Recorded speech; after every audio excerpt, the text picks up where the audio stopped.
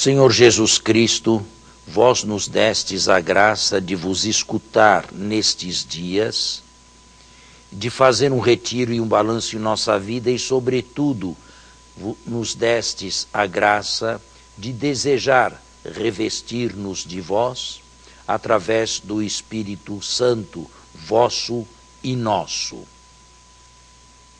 Nós vos suplicamos nesta última e derradeira meditação, com a qual encerramos nosso retiro de carnaval, a graça de sermos testemunhas vossas e, com a vida, mas também com a palavra oportuna, sincera, transparente e, sobretudo, digna de fé, darmos testemunho de vós onde quer que nós nos encontremos, sem acanhamento e sem respeito humano.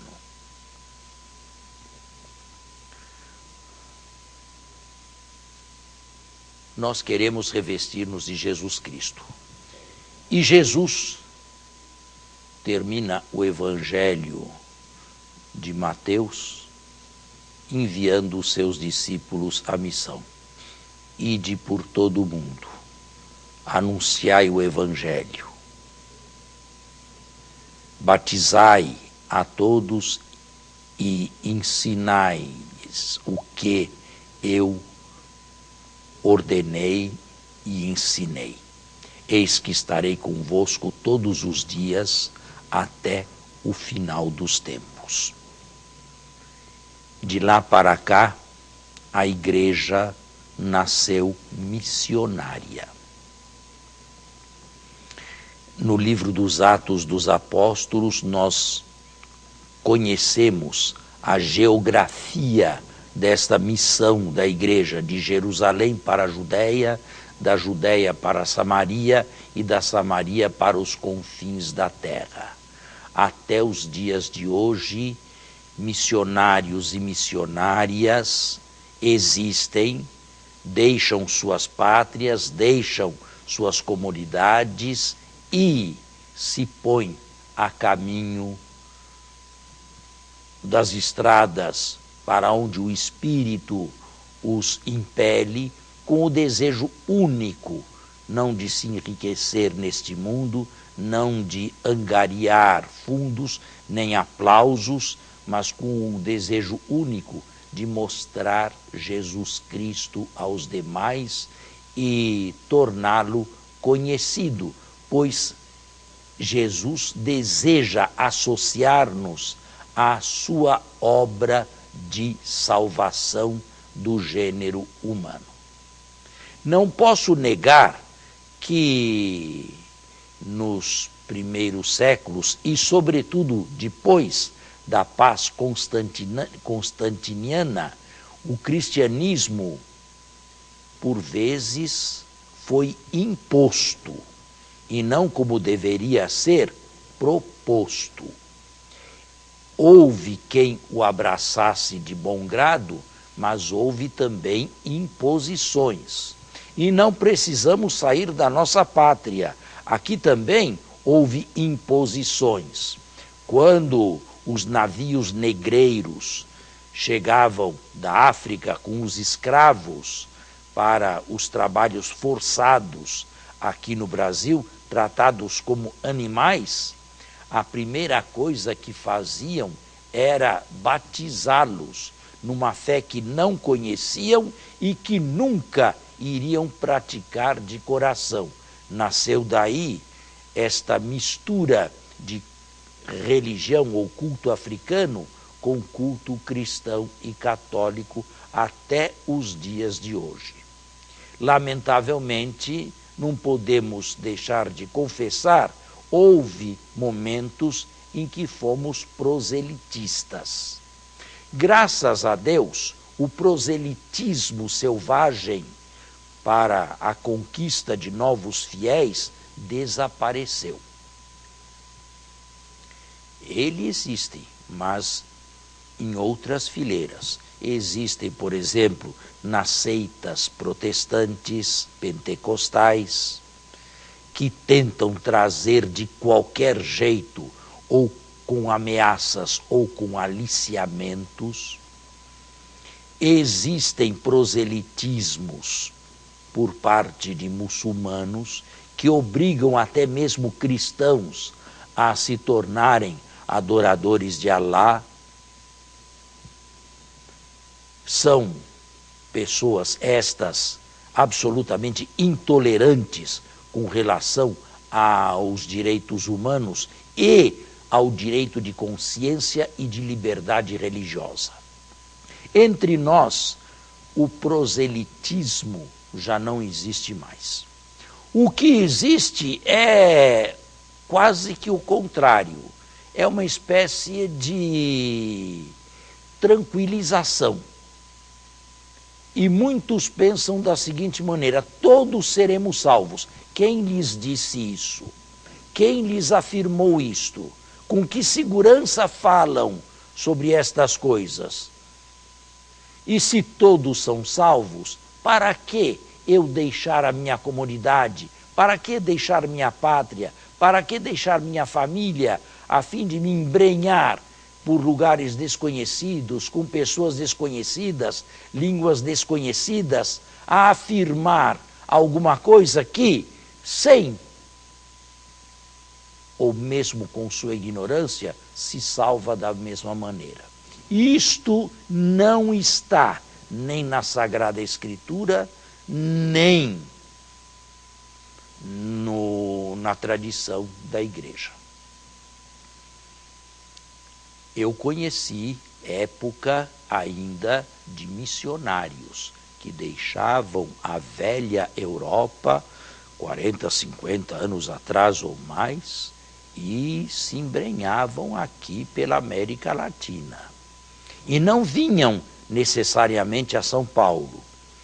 Alguns iam para a Amazônia diretamente, para o Acre, para Rondônia e para esses estados onde a falta de sacerdotes é calamitosa. São pessoas beneméritas, são pessoas de Deus e pessoas que receberão 100 vezes mais porque deixaram casa, mãe, pai, parentes e tudo mais para anunciarem Jesus. Conheci pessoas assim, diversas já faleceram, hoje algumas ainda estão vivas e continuam a realizar a obra missionária a que se sentiram chamados por Deus. A igreja será sempre missionária, mas esta obra missionária não incumbe particularmente ou exclusivamente aqueles que receberam a imposição das mãos, sacerdotes, ministros ou religiosos e religiosas. Ela incumbe todos os cristãos, ela obriga todos os cristãos. E aqui é este o momento de refletirmos sobre o nosso modo de tornar Jesus conhecido. Eu sei que estou falando para um grande número de pessoas que não conheço pessoalmente. Pessoas das mais diversas idades e pessoas que possuem profissões diferentes umas das outras. Pessoas casadas e pessoas solteiras também. Pessoas jovens e acredito que em maior número já pessoas de certa idade ou de meia idade. Não é o caso de enviá-los todos à missão, mas onde quer que eu esteja, na minha família, no meu campo de trabalho, na minha profissão, onde eu me encontro 8, 9 horas por dia, por que não ser ali um discípulo de Jesus e alguém que o manifesta? Não é o caso de um professor de português ou de matemática, por exemplo, transformar a sua aula numa pregação. Mas não lhe é proibido falar, vez por outra, de Deus, mesmo porque ele não é, ou não deveria ser, apenas um professor que transmita conhecimentos com a finalidade de angariar ou receber o seu salário mensal no final do mês. Ele é também um formador.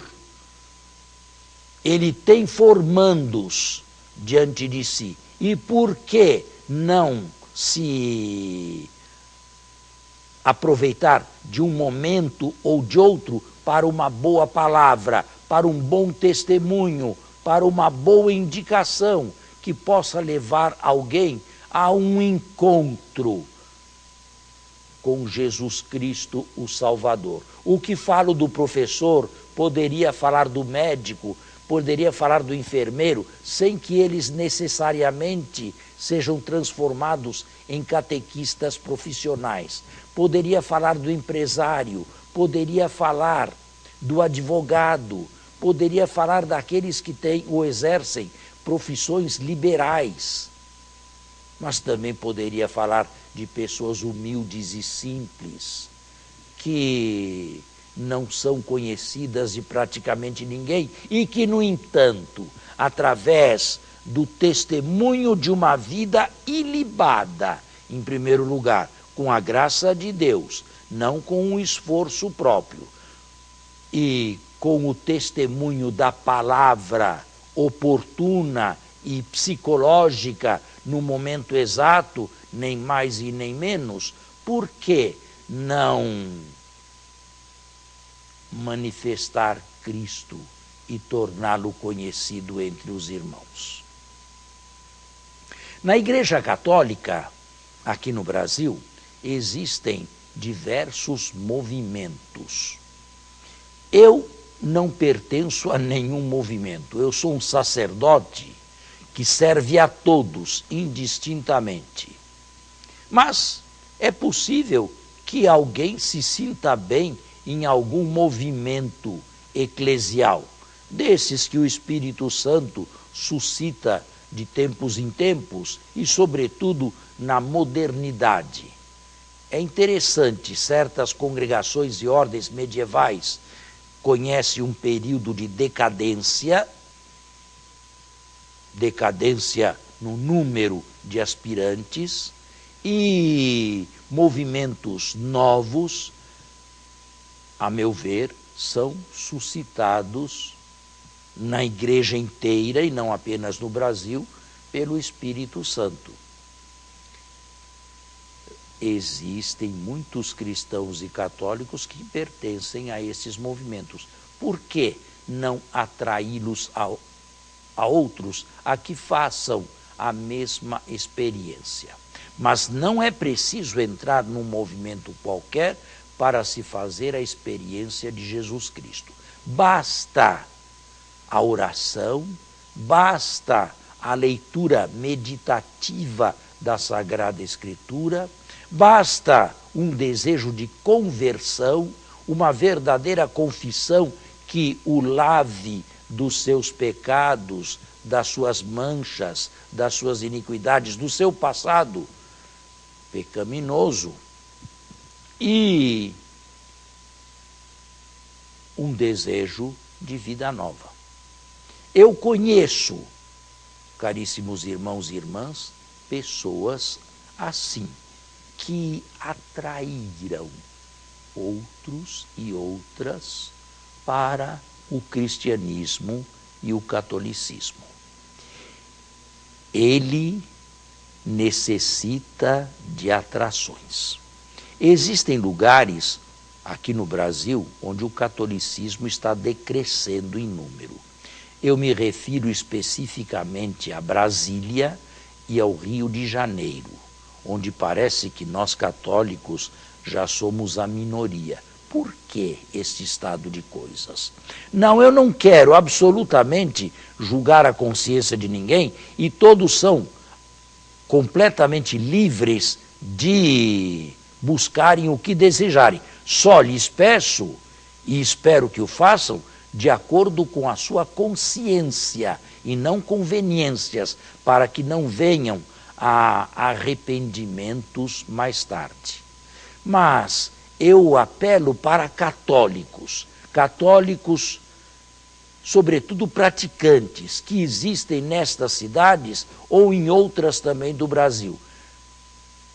Não aconteceria, porventura, que estaríamos faltando ao nosso dever? Não estaria acontecendo, porventura, que perdemos uma alma missionária ou o encanto pelo Cristo e pela sua causa, julgando que Cristo e a sua causa, a causa do Evangelho, seja algo extremamente ou totalmente particular, privado, e um relacionamento íntimo, pessoal, intransmissível entre aquela alma e Deus? Não. Confessemos, falta para nós católicos hoje, não digo agressividade, não digo proselitismo, mas aquela alegria em ser católico, em mostrar-se católico e apresentar a face bonita do católico, mesmo leigo e leiga, profissional, e que, no entanto, conhece os caminhos de Cristo e os caminhos que conduzem à salvação. Não é bonito ver chefes de família, mães de família, jovens na casa dos seus 20 anos que escolheram o Cristo verdadeiramente, convictamente e dão testemunho dele? Eu não posso dizer que não existam estas pessoas, mas elas deveriam ser multiplicadas. E cada um de nós poderia, neste momento, nesta última meditação, realizar o seu exame de consciência. Que faço eu para tornar Jesus Cristo mais conhecido? Também eu faço o meu exame de consciência. Eu sou um sacerdote. A minha vida é falar de Cristo. A minha vida é apresentar Cristo aos irmãos e os irmãos a Cristo. É a vida do mediador, daquele que vai da família humana a Deus e daquele que vem de Deus à família humana. E ai de mim se não fizer isto. Mas nem todos são sacerdotes e nem todos receberam o sacramento da ordem. E, no entanto, mesmo com o batismo e na força do batismo, podemos ser missionários de Jesus. E diria mais, essas pessoas estão nos frontes, onde eu não estou. Eu não tenho o direito, como sacerdote, de circular pelos colégios e pelas classes. Não tenho esse direito. Eu não tenho o direito de circular livremente pelos hospitais ou pelas enfermarias ou pelas clínicas. Eu não tenho o direito de circular pelos ministérios públicos. O meu serviço não é um serviço de fronte. Este está destinado aos leigos. Os senhores, as senhoras são aqueles que estão no fronte da batalha. São aqueles que podem levar o Cristo onde eu, enquanto sacerdote, não posso entrar. Eu posso receber mais tarde aquela pessoa através dos sacramentos da igreja que queira eventualmente receber. Mas não posso sair por aí fazendo convites a esmo e entrando em lugares onde não sou chamado. Esta é a vocação do fiel leigo. Ser luz do mundo, ser sal da terra, levar a luz de Cristo aonde ela não foi anunciada ou não foi manifestada ainda. mas estamos convencidos disto. Eu gostaria que nas orações de cada um e de cada uma, e não apenas hoje, quaresma afora, e também durante todo o tempo do ano, eu gostaria imensamente que se fizessem orações e súplicas pelos missionários e por aqueles leigos que, através da vida e da palavra, manifestam Jesus. Rezar todos podem. Todos podem elevar uma prece a Deus para que o nome de Cristo seja mais reverenciado, mais temido, mais aceito e mais amado. Pode haver uma oração missionária, e esta oração pode ser concretamente missionária, geograficamente missionária. Posso rezar hoje pelo continente africano e pelo catolicismo que lá existe, e amanhã rezar pelo continente asiático, e depois de amanhã rezar pelo incremento do continente australiano. Posso rezar pelo incremento do catolicismo no continente europeu e americano. Pode haver uma geografia nas minhas orações. Posso variá-las dia após dia. Este é um desejo meu e uma tarefa que incumbe ou para a qual são chamados todos os cristãos católicos. Mas a seguir, em segundo lugar, insisto no término desta meditação em que não deixemos passar uma ocasião sem que revelemos, quer na vida, quer no testemunho, quer nas escolhas, quer na palavra, a Jesus Cristo. E lembremos-nos de uma coisa: o verdadeiro discípulo de Jesus aceita as diferenças. Ele não é mundano, ele não caminha para e passo com o mundo. Ele não vai em todos os lugares que vai o mundo. Ele aceita as diferenças. Ele aceita o fato de ter Jesus dito que é preciso perder a vida neste mundo para conquistá-la no mundo futuro. Ele aceita que este momento não é o mais importante nem o decisivo.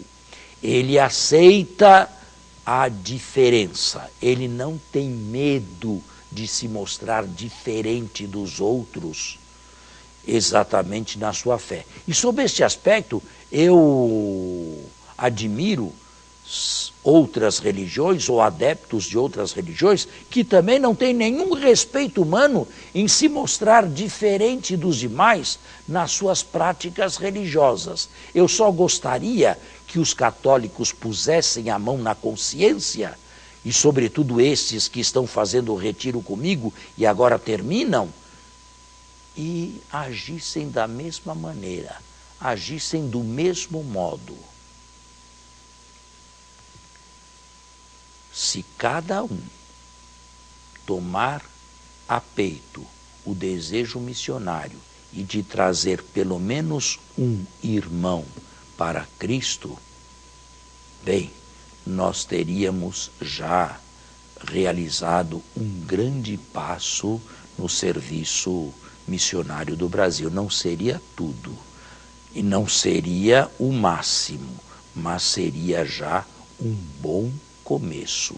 E é este começo que eu peço a todos: iniciemos imediatamente com a graça de Deus. Amanhã entraremos na quaresma. A quaresma é um tempo de conversão, e neste tempo de conversão, entre a pergunta: eu sou missionário ou não? Eu torno transparente a vida em Cristo ou não? Eu procuro atrair novos irmãos para Jesus Cristo ou não.